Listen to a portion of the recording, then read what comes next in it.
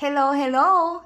Busog na busog pa talaga ako sa mga kinain kong burgers and fries sa Zarks, pero dahil nadaanan ko itong tindahan ng iba't ibang klase ng kakanin, napabili pa rin ako. Paano ba naman kasi nandyan yung dalawa sa paborito kong kakanin? Itong Rosalie's Suman Pinipig with Buko na 150 pesos ang pagkakabili ko, 5 pieces na ang laman sa isang pack. At itong special tikoy na 100 pesos naman ang isang box.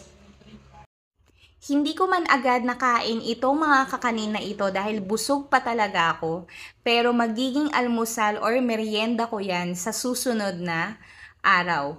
Mas prefer ko talaga ang mga kakanin kesa sa cakes, kahit na pareho akong gumagawa ng mga kakanin at ng mga cakes. So ayun lang, thank you for watching!